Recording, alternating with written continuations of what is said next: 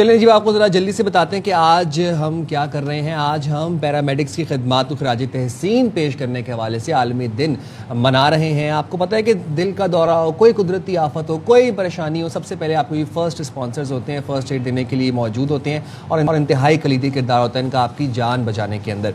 तो हमारे साथ आज मौजूद है rescue 112 Sindh, Rafiullah paramedics rescue 1122 Sindh से, और साथ ही साथ हमारे साथ मौजूद हैं रेहाना यासीन साहिबा भी, एमरजेंसी ऑफिसर हैं। बहुत शुक्रिया आप दोनों का, थैंक यू वेरी मच, आपने प्रोग्राम के लिए वक्त निकाला था। तो जानना मैं चाहूँगा कि आपका रिस्पांस टाइम कितना है और आपकी ट्रेनिंग कैसी होती है। अच्छा, सबसे पहले तो मैं आपका और एयरवाइज चैनल का शुक्रिया अदा करना चाहूँगी कि आपने अपने प्रोग्राम में मदऊ किया।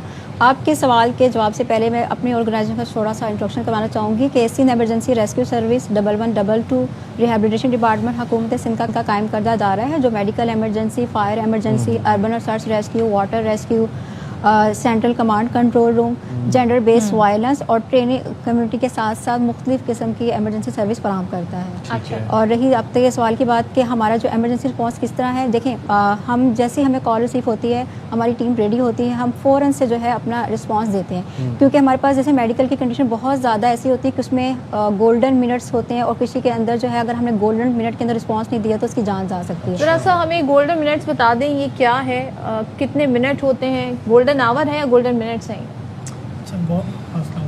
Thank you so much. Golden minute से मुराद ऐसी इमरजेंसीज़ है मुख्तलिफ़ किस्म की मेडिकल की, जिस तरह की कार्डिक अरेस्ट हो गया, इसमें एक एक सेकंड हमारा काउंट होता है और गोल्डन मिनट्स के मिसाल के तौर पर उसमें हम 6 मिनट गोल्डन मिनट्स में काउंट कर रहे होते हैं, क्योंकि 6 मिनट के बाद ब्रेन सेल्स की डेथ स्टार्ट होना शुरू हो जाती है।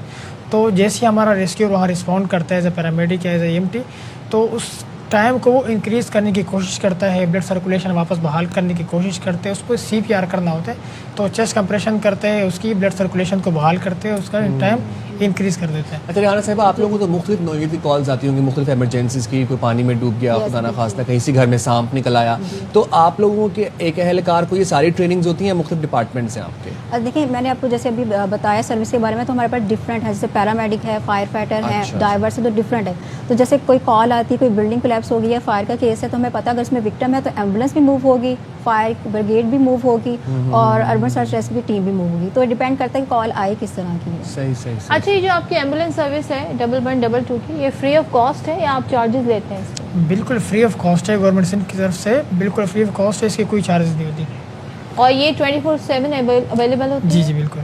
अच्छा, आवाम को किन गलतियों से बचना चाहिए जब कोई खुदा न खासा हादसा पेश आता है, कोई फायर का, फॉर एग्जाम्पल हमने गुल प्लाजा देखा, बड़ा सानहा था, किन चीज़ों को फौरी तौर पर अपनाना चाहिए और किन को गुरेज करना चाहिए? अगर मैं कोई भी इमरजेंसी हो, सबसे पहली बात जो है ना, देखें कम्युनिटी का रिस्पांस भी बहुत ज़्यादा फर्स्ट रिस्पॉन्डर का अहमियत का हामिल होता है। तो कम्युनिटी को भी पता होना चाहिए कि मुझे पेशेंट को कैसे डील करना है। जैसे कार्डिक अरेस्ट में ना गोल्डन मिनट के अंदर ही अगर आप CPR करेंगे तो किसी विक्टिम की जान बचती है, ठीक है। उसके बाद अगर आपने 1122 पे कॉल की तो पैरामेडिक रिस्पॉन्स देंगे, तो पैरामेडिक जो है उसको फर्स्ट एड प्रोवाइड करेंगे और उसको इमरजेंसी केयर प्रोवाइड करते हुए हॉस्पिटल लेके जाएंगे, जहाँ हॉस्पिटल का अमला फर्दर उसको ट्रीटमेंट देगा।